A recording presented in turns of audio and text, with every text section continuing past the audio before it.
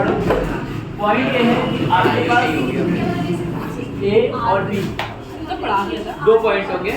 अब आगे की आज का डॉट और क्रॉस मतलब एक ए बी लाइन है और एक ए सी लाइन है, ठीक है। ए बी और ए सी लाइन है, इसको 1 2 3 कर दिया, इसको -1 -2 -3 कर दिया, इसको 2 4 6 कर दिया। हाँ ये ठीक है, ये दिख रहा है। अब हम लोग पहले ए बी निकालेंगे। ए बी के लिए बी माइनस ए वेक्टर, बी में से ए माइनस का -1 -1 माइनस का -2 -2 -2 माइनस का 4 j -3 माइनस का 3 माइनस का 6 ये है ए बी वेक्टर, इसको ए वेक्टर डिनोट करते हैं। फिर आता है दूसरा ए सी वेक्टर निकालते हैं, जिसको करते हैं सी माइनस ए। तो सी में से ए करिए तो 2 में से 1 गया तो 1 आई, 4 में से 2 गया तो 2 जे, और 6 में से 3 गया तो 3 जे। ठीक है, ये आ गया हमारा ए सी यानी कि बी वेक्टर। अब हम लोग इसको ए मान लिया और इसको बी मान लिया, हम लोग इसको डॉट प्रोडक्ट निकालते हैं। डॉट जिसका मतलब आई आई से मल्टीप्लाई होगा, जे जे से मल्टीप्लाई होगा और के से इसको कहते हैं डॉट। माइनस का 2i माइनस का 1 माइनस का 18 18 8 26 26 और 2 माइनस का 28। डॉट प्रोडक्ट के बाद अगर आपको a का मॉड्यूलस और निकालने को मिल जाए, a का मॉड्यूलस इस a का मॉड्यूलस तो हमारे पास माइनस के 2 का स्क्वायर माइनस के 4 का स्क्वायर माइनस के 6 का स्क्वायर। ऐसे ही आप b का मॉड्यूलस और निकाल लो तो आप इसका एंगल भी निकाल पाओगे, एंगल बिटवीन वेक्टर्स। और इसका फॉर्मूला होता है cos theta is equal to a dot b। a dot b लिख रहे हैं जो इसका आंसर है अपॉन a का मॉड्यूलस मल्टीप्लाई b का मॉड्यूलस। ठीक है, तो आप लोग सॉल्व कैसे करोगे? a डॉट b से सॉल्व करोगे माइनस का 28 ऊपर a का वेक्टर जो भी आंसर है b का वेक्टर जो भी आंसर है उनको अपॉन में रखोगे, आंसर निकल जाएगा। ये हमारा क्या होगा? cos। बहुत ज्यादा कोलिनियर प्रूफ करने को आता है, 90 डिग्री प्रूफ करने को आता है और भी बहुत सारे। अब आते हैं कोलिनियर, यहाँ पे ये 3 पॉइंट हो गए।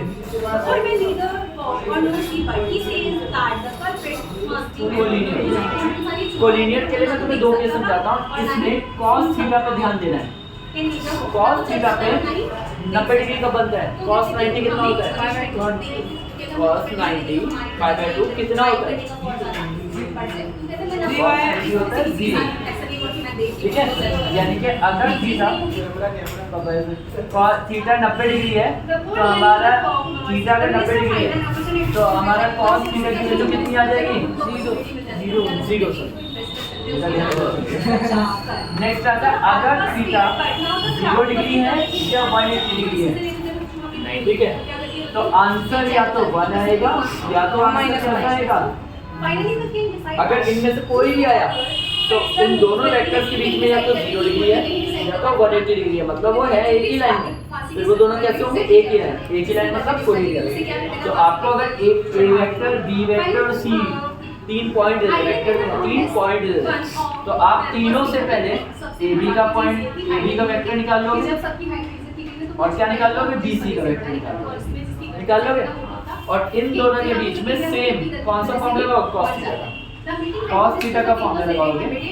cos थीटा निकालने पे अगर आपका आंसर +1 या -1 आ जाता है तो ये तीनों पॉइंट क्या हो जाएंगे? एक ही लाइन पर जाएंगे।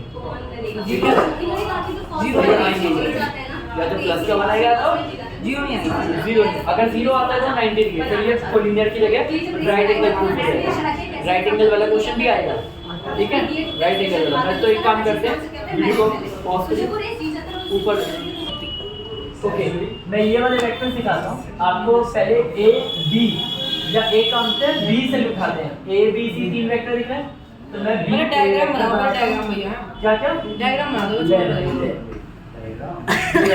मेरा ए, मेरा बी, मेरा सी। अभी मुझे पता है तो 2 मिनट बच के गएगा। अगर मेरे ए बी और बी सी 90 डिग्री नहीं आए और ए बी और ए सी 90 आ गए तो कहेगा डायग्राम गलत है। मैं रफ में ले रहा हूँ, 1 मिनट पॉज करियो। पहले ए बी वेक्टर निकालेंगे, बी माइनस ए जरा बोल देना, आंसर बोल दो करें। बी माइनस ए कितना आ रहा है? बी माइनस ए करेंगे तो 1 में से 2 गया तो माइनस का आई, -3 में से माइनस -2 ये -2j, -4 के माइनस में से 1 गया तो माइनस का 6 के, बी में माइनस के 5 में प्लस का 1 माइनस। ऐसे कैसे आ गया आपका गलत करा है? बीसी वेक्टर निकालेंगे, बीसी निकालेंगे, मिली उठा रहे हो, सी माइनस बी, इनमें से 1 गया तो 2y, फिर माइनस 4 में माइनस प्लस माइनस 3 निकाला तो माइनस प्लस का k, फिर सी ए का मतलब है a minus b, a minus c, a में से c जाएगा, a माइनस c, 2 में से c माइनस ये होगा ना सर? 2 में से 1 गया, b c क्या निकाला है? 1 मिनट, फिर माइनस का देना माइनस प्लस का ठीक है, इसको बोलते हैं आईडी फिर माइनस से k माइनस देना प्लस का, ये आ गया। अब हम लोग डॉट बी सी निकाल, ए सी और सी तो सेम ही होगा ना? पहले इन दोनों के बीच में हाँ भैया, ए सी और सी तो सेम ही होगा ना? ए सी और सी सेम होगा, बस माइनस का डिफरेंस। हाँ मेरे माइनस प्लस माइनस की दिक्कत है, डिफरेंस माइनस, तो माइनस माइनस प्लस का 1 माइनस का 2 प्लस का 3 माइनस का 6 प्लस का 5, तो प्लस का 1 माइनस का 30। हाँ जी, ए बी और बी सी को किया है ना, ए बी और बी सी को किया, 2 माइनस किया नीचे नीचे प्रोडक्ट में, हाँ माइनस वहीं पर 2 आएगा। अच्छा आपने पूरा ही वाला लिखा है, आपने पूरा ही लिया और पूरा ही गलत लिखा है, स्लाइड करिए और उठानी चाहिए, मुझे उठानी चाहिए मेरे को। इसके ऊपर माइनस का 2 ऐसे नहीं माइनस का 6 प्लस का 1, सही यही नहीं लिखा है? बिल्कुल बिल्कुल, आपने ए सी लिख दिया, बहुत बढ़िया था आपका। मैंने फिर इसको इससे कर दिया माइनस का 6, तो यहाँ पे सॉल्व करोगे तो माइनस का कितना आ जाएगा? माइनस का 6 आ गया, आप प्लस से 2 माइनस का 2 करिए ये तो नहीं आ रहा, फिर हम क्या निकालेंगे? BC सी ए से नहीं, अभी आंसर आ जाएगा देख, 2 into -1 माइनस का 1 into 3 पता कैसे लगेगा प्लस का 1 into 5, अभी नहीं भाई ये BC और C है, तो माइनस का 2 माइनस का 3 प्लस का भाई कैसी बात है? प्लस माइनस का 5 प्लस का 5 कितना आ गया? आ गया 0 आ गया, हाँ 0 किसी भी 2 का डॉट करके 0 आ रहा है, ऐसा भी तो हो सकता है ऊपर नीचे डिवाइड करके 0 आए, डिवाइड क्यों करना है, डॉट करते हैं। नहीं बात अगर ये भी करके ना है तो फिर अच्छा, किसी भी नंबर को किसी भी नंबर से जब तू डिवाइड करेगा ना तो हमेशा सबसे छोटा आंसर 1 हो सकता है और बड़ा आंसर और कुछ भी हो सकता है, मतलब कभी भी किसी भी नंबर को किसी से डिवाइड करेगा तो तभी होगा जब ऊपर वाला 0 होगा, नीचे 0 होगा तो इनफाइनाइट हो जाएगा। समझ पा रहे? ऊपर नंबर नीचे नंबर होता है तो ऊपर वाला 0 होगा तो ही आंसर 0 होगा। तो इसमें क्लियर है, किसी भी 2 का डॉट करके मिल गया ना तो अब देख मेरी लगाई हुई जो डायग्राम वो गलत हो गया है, क्योंकि मैंने बोला था कि यही होगा। BC और CA, BC और CA इन दोनों के बीच में कितना डिग्री हुआ है ना? अब मुझे पता था तो मुझे यही कहेगा, इसलिए रिकॉर्ड किया भाई ये तो मैंने रफ बनाया अगर था। ये BC और CA वो भी जो नहीं आता 0 तो फिर C और A भी करता, हाँ फिर तीसरा में करता, फिर CA और A भी करता, वो भी नहीं आता, आएगा। फिर मेरा क्या है? शो दैट, मेरा नहीं आएगा। शो दैट में ये, हाँ तेरा इसलिए नहीं आएगा क्योंकि उसमें कुछ कर बोलूँगा, ठीक है? प्रूफ हो तो triangle ABC is a right angle triangle, ठीक है? अगर शो दैट cos थीटा निकालने की जरूरत नहीं पड़ेगी। नहीं cos थीटा हम लोग लिख देंगे ना, cos theta equals to 0 BC dot CA is equals to 0 upon में BC का मॉडुलस होता इनटू CA का मॉडुलस होता, मतलब पंगा ये हमें वो निकालने की जरूरत नहीं है, ऊपर वाला 0 पेपर में निकाले cos 0 तो इसका मतलब थीटा कितना हो गया? है भैया, पेपर में निकाले नहीं ये रहा ना, मैंने फॉर्मेट सारा लिख दिया, मैं सोच रहा था कि तुम्हें इतना समझ में आ गया मगर मैं लिख पूरा देता हूँ। डन उज्जवल? हाँ ठीक है, अगला टॉपिक है प्रोजेक्शन। ध्यान से देखना, प्रोजेक्शन का बहुत सिंपल सा बेटा है, एक ए ऑन बी। याद रखना ये ऑन बहुत मैटर करता है। ऑन का मतलब कोई चीज किसी के ऊपर है, ठीक है। तो कोई चीज किसी के ऊपर है तो हम लोग किस तरीके से करेंगे, ए डॉट बी, तो मतलब इन दोनों को तो डॉट करेंगे मगर जिसके ऊपर होगा वो मॉड्यूलस क्या होगा, उसका मॉड्यूलस। तो यहाँ पे लिखोगे प्रोजेक्शन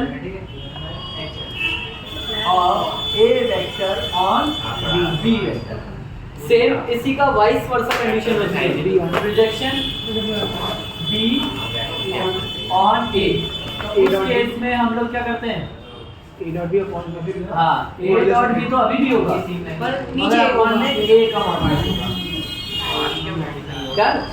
और लास्ट बताता हूँ, मुझे पता है टाइम नहीं बचा है इसलिए मैं थोड़ा सा फास्ट फॉरवर्ड बोर्ड का बता रहा हूँ।